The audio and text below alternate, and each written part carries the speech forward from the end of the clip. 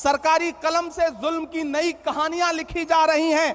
कहीं कोई रोहित वेमुला तो कहीं कोई नासिर और जुनैद मजबूर किया जा रहा है मरने के लिए। ऐसे में एक पागल भीड़ है जो खड़ी हुई है सब कुछ तहस नहस करने के लिए, संविधान को तहस नहस करने के लिए। ऐसे में हमारी जिम्मेदारी है कि हम देश के संविधान को और लोकतंत्र को बचाएं।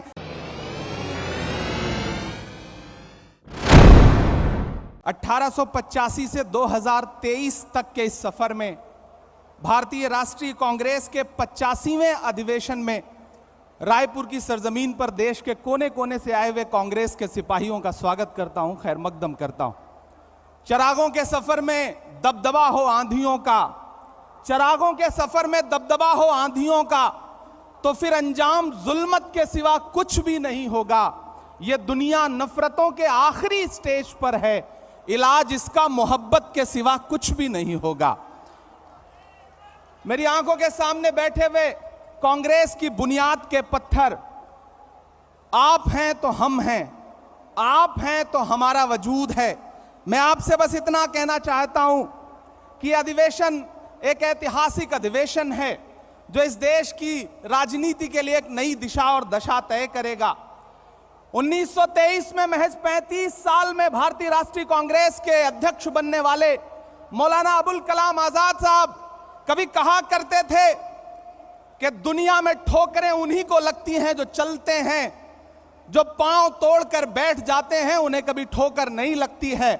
वो कहा करते थे कि सितारे टूट गए हैं लेकिन सूरज तो चमक रहा है, उससे किरण मांग लो और उन अंधेरी राहों में बिछा दो जहां उजालों की सख्त जरूरत है। मुझे फख्र है और मैं सलाम करता हूं अपने नेता राहुल गांधी जी को, जिन्होंने जमाने को दिखा दिया कि चांद में ढलने, सितारों में निकलने के लिए मैं तो सूरज हूं, बुझूंगा भी तो जलने के लिए। मंजिलों तुम ही कुछ आगे की तरफ बढ़ जाओ, रास्ता कम है मेरे पांव को चलने के लिए।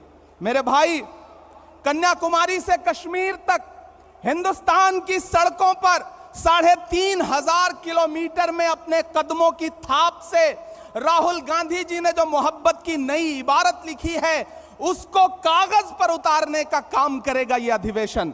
मेरे भाई, जिस सामाजिक न्याय का ख्वाब देखते हुए हमारे पुरखे इस जमीन की खाक में मिल गए, उन ख्वाबों को ताबीर में बदलने का काम करेगा यह महाधिवेशन। यकीनन मुल्क मुश्किल दौर से गुजर रहा है, सरकारी कलम से जुल्म की नई कहानियां लिखी जा रही हैं। कहीं कोई रोहित वेमुला तो कहीं कोई नासिर और जुनैद मजबूर किया जा रहा है मरने के लिए।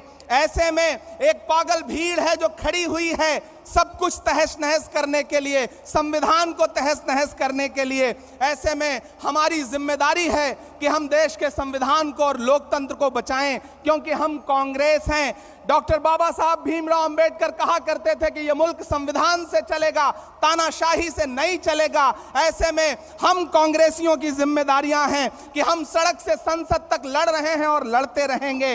वक्त के हाकिम से बिना डरे हुए उसकी आंख से आंख मिला करके बावाज़े बुलंद आपके बहने वाले हर लहू के कतरे का हिसाब मांगते रहेंगे। मैं आखिर में बस आपसे इतना कहना चाह रहा हूं कि डरिए मत। भारतीय जनता पार्टी का सबका साथ सबका विकास का नारा झूठा है, खोखला है। बेटी बचाओ बेटी पढ़ाओ का नारा खोखला है, झूठा है। हमारी जिम्मेदारी है, हमारे पुरखों ने इस देश को संविधान दिया, लोकतंत्र दिया, उसे हम बचाएंगे।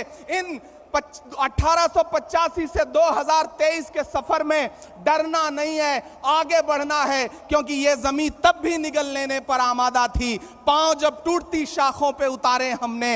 इन मकानों को खबर है न मकीनों को खबर, उन दिनों की जो खलाओं में गुजारे हमने। हाथ ढलते गए सांचे में तो थकते कैसे, वक्त के साथ नए नक्श निभाए हमने। कि ये आवाजें बुलंद और बुलंद, बामोदर और जरा और संवारे हमने।